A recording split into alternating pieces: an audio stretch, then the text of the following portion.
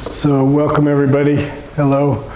There's a lot of new faces here today. So I thought maybe I would just do a little introductory talk.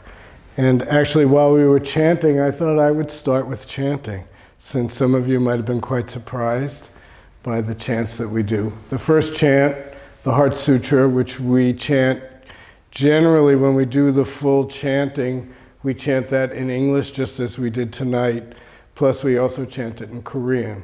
Our teacher, Zen Master Bon Soeng, that guy's picture on the wall over there, he came to the United States in 1972, and he brought with him his Korean Zen forms, hence these gray robes and brown kasas.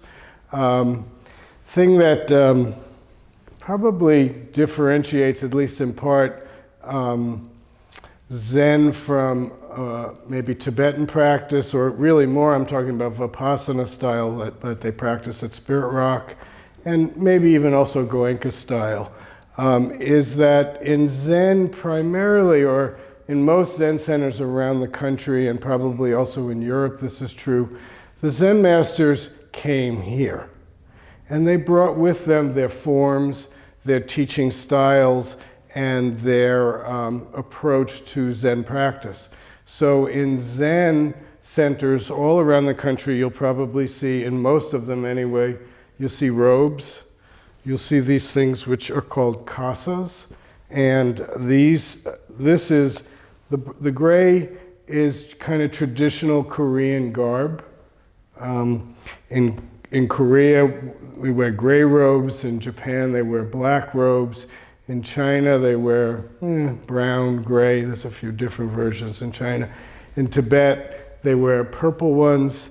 In Thailand, Burma, they wear gold-colored ones or yellow ones. So each country has its form. This brown kasa, it symbolizes a piece of the Buddha's robe. So this is of the garb that we wear traditionally in a Zen center. The kasa is, if you could say, the spiritual or religious article. Everything else is kind of folk style. And because in Zen the teachers came from Asia, they tended to ask their students to wear the robes and do the chanting style that they did in their home country. So if you go to a Japanese Zen center, the chanting is a little bit different. The robe color is different, but they all represent the style of practice that they do in their home country. And I said I was starting with chanting because when people think of Zen, literally the word Zen translates as meditation. And what makes Zen unique to Buddhist practice is a phrase from that guy over there named Bodhidharma, who's credited in starting Zen. And he came from India and went to China.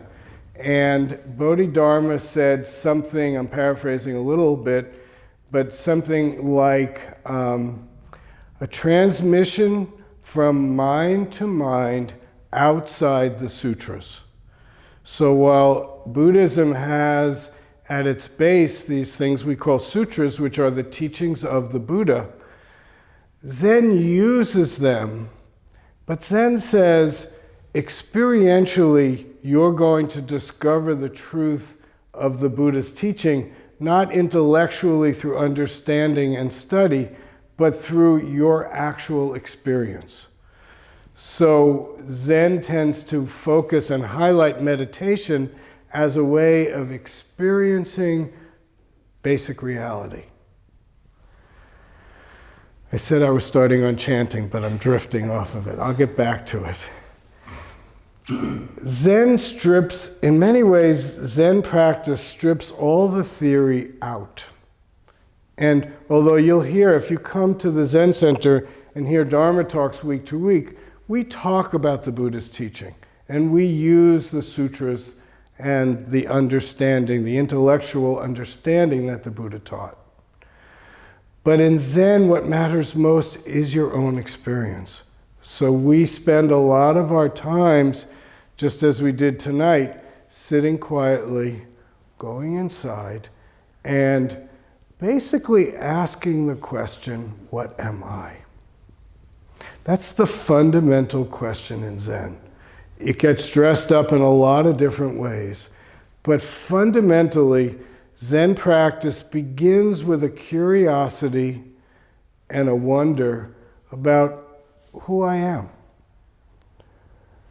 For me, growing up, what attracted me to Zen practice was growing up, I felt, as I looked around at the community that I grew up in and the adults that I saw, it felt very inauthentic.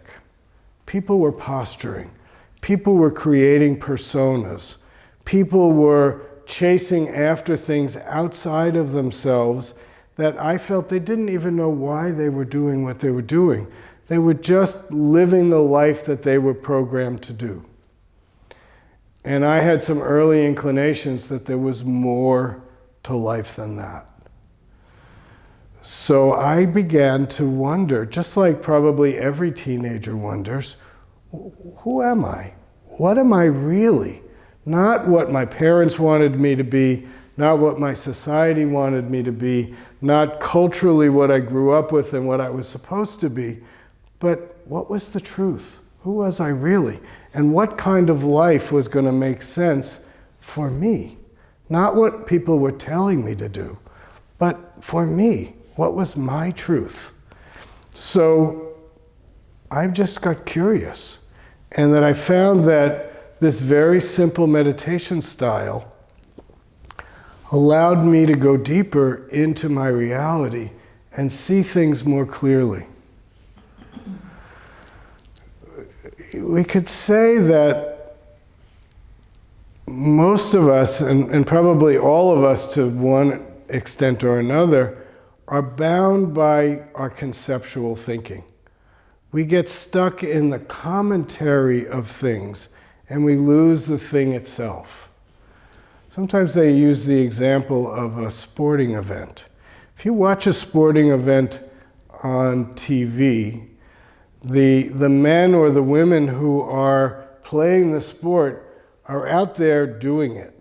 So if it's a basketball game, the women who are dribbling the ball and shooting it are going through experientially the act of playing.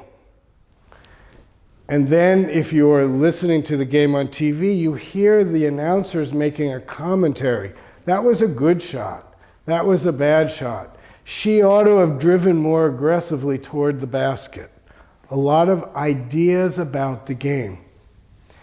If you're playing the game, it's a much different experience than hearing somebody talk about the game.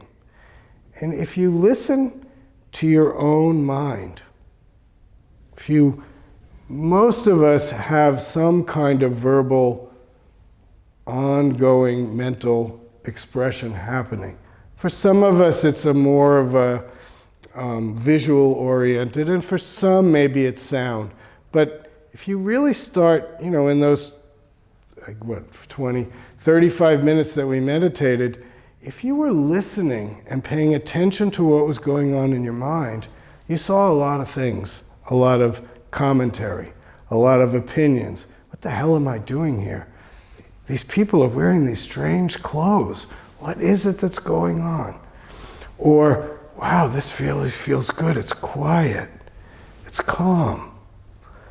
So there's the feeling of the quiet and the calm, and then there's the commentary about the quiet and the calm. See what I'm saying? So Zen is trying to bring us into the experience itself. So my teacher used to say very often, what do you see now? What do you hear now? What do you smell now? What do you taste now? Or even what are you thinking now? By asking that question, it gets us closer to our experience. So much of what we do around a Zen center is oriented towards getting closer to our true experience. What is it right now? We're all sitting either on the floor or on chairs, and our rear ends are touching the pillow underneath us or the chair underneath us. Do you feel that? Can you experience that sensation? And how long can you stay with that sensation? If you're meditating, what you're going to find is you drift away from that, getting into maybe the problem you had at work today, or that person who annoyed you, or some experience that you're looking forward to in the future. And we live our life in the dream of what we think is to come, or the misperception, quite honestly, of what happened before. So in a Zen center, you'll often, you might hear shouts, ha! You might hear hits. The point of each of those things is to come back. Sometimes we need to be shocked to come back to this moment. I heard one meditation teacher who was actually a Vipassana teacher. He said our minds are a little bit like a puppy, and we're constantly running around and we're peeing all over the place. And when you train a puppy, you keep telling the puppy, come back to the paper, come back to the paper, come back to the paper. In many ways in our meditation practice, we're saying, come back to the cushion. Come back here. It's so easy to drift off into our thoughts, into our feelings, into our commentary about how things are. And with Buddhist practice, and especially in a Zen context, your orientation is to come back. So I said we use this great question, what am I? When Paul gave meditation instruction tonight, he gave us a mantra. He said, when you're doing your meditation on the inhalation, you can say, clear mind, clear mind, clear mind. Paul said, clear mind means brown floor, cool water, nice taste. Clear mind is just as it is now. The way we can return to find out what the experience actually is now is through what we call a don't know mind. So Paul said on the exhalation, breathe out, don't know. Don't know means let go of your certainty. Most of us, we're so afraid of not knowing that we construct fantasies of what things are so we can then defend them and feel comfort in our knowing. In Zen practice, we're trying to unravel that and get some comfort in not knowing. Because if I can be comfortable enough in not knowing, then I have the stability to be present with some curiosity and wonder, to actually find out what is it that's actually going on. We all have problems. We all struggle in our lives. That's the human experience. And our desire is to solve our problems so that we can be happier. The problem is we're stuck in a little box of our own conceptual thinking. And when we try to solve our problems, we use this very small, narrow set of tools to solve them. So we often find that the more we try to solve a problem, the worse it gets. So in Zen, we're trying to expand the box. We're trying to give ourselves more tools. There are infinite amount of tools if we can be present. If we listen closely enough, the answer is there. But if we're stuck in our ideas and belief system, we often can't find it. I had an experience once when I was in graduate school. This was back when there were still VHS tapes, and the professor was going to show us a tape. And it wouldn't work. He couldn't figure it out. And everybody was stumped. And I screamed out, you have to rewind the tape. And of course, that was the problem, so we rewound the tape. Now, I don't have any mystical powers. I didn't intuit something. There was a split second, which were the end of the credits. And I happened to be watching the screen, so I saw it. So I knew you have to rewind the tape. But if you weren't watching the screen, you didn't know that. So that's a very small, simple example of being present, seeing what's happening, not my fantasy or belief of what's happening, but seeing what's happening, and then responding. That, in a nutshell, is Zen practice and Zen life. To be present, to hear what's being spoken, and to clearly hear it, not my fantasy of what you're saying. You know, Paul said that I'm a psychotherapist, and when I work with couples, very often I have to slow things down and remind people that you think you're speaking the same language, but you're actually not.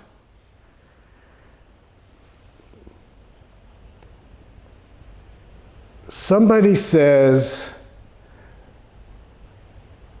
I want to be important. The other person hears important and assumes a definition of important. But what we often find is we're not talking about the same thing. What I meant by important is not what you're thinking I meant. So we're talking like this. And in many ways, it's just simply put, that's what we do with our lives. We miss things all the time. We make assumptions. And in those assumptions, and in many ways, our brains are built, our consciousness is built in a way that we have to make assumptions. We're making approximations all the time. But unless we challenge those assumptions, we're lost in them. So one of my favorite practices in life is being in the middle of a situation and finding out that I made an assumption that was wrong. Because once I learn that my assumption was wrong, if I don't get tight and defensive, once I learn that my assumption is wrong, then I have to listen more closely. Then I have to be with the situation more directly to find out what's actually going on. And this simple practice of sitting down, lowering our eyes, breathing slowly in, what am I? Breathing slowly out, don't know, trains us to be present. The other piece of the instruction that we give for meditation, which is important, is breathing into your lower abdomen. A lot of different meditation styles. Some have you focus at your nose. Some have you focus at your third eye. Some have you focus at your heart. Those are all fine, but they're not Zen meditation. Zen meditation brings our attention down to our lower abdomen. And we do what in Western language we would say is diaphragmatic breathing. What that means is on the inhalation, the diaphragm pushes down and goes out. So if you watch my hands, on the inhalation, your belly actually expands. And on the exhalation, it falls. And if you simply follow that rising and falling of your lower abdomen, that by definition will bring your attention down. In Japan, they call this area in the lower abdomen the hara, or the center. In Korea and China, they call it the tangen. Tangen literally translates energy garden. If you bring your breath and your attention down, you're at least figuratively, you're watering that energy garden. This is something we don't consciously, these are concepts we don't really have traditionally in the West. But East and West, everything is topsy-turvy these days. And I've been practicing Zen for 40 years. Zen and Buddhist practices were in this country about 40 or 50 years longer than that. The first real record of Buddhism in America is in the late 1800s. And the transcendentalists in the 1860s and 70s were playing with these same ideas. So while sometimes I say we borrow some of these ideas from the East, East and West have been mixing for the last 100 years or more. So if you bring your breath down, another way I think of this is that in our center, in this energy garden, we have a vessel. And if we can contain our experience in the vessel, we're not overwhelmed by it. But if the vessel or the bowl is too small, our experience spills out over the edges. And that spilling out creates a kind of anxiety and frenetic activity trying to deal with what we can't hold. So another way that I think about Zen practice is that by working with our lower abdomen, my teacher would say, make your center stronger. I might say it, make it bigger. Make your center, your energy garden, big enough to hold your experience, and then you're containing your energy and you can work with it. If you watch us, human beings, you'll see our energy is always going out, and we're frantically trying so hard to make it work, and we're always a step behind, and we're always feel like we're missing the mark.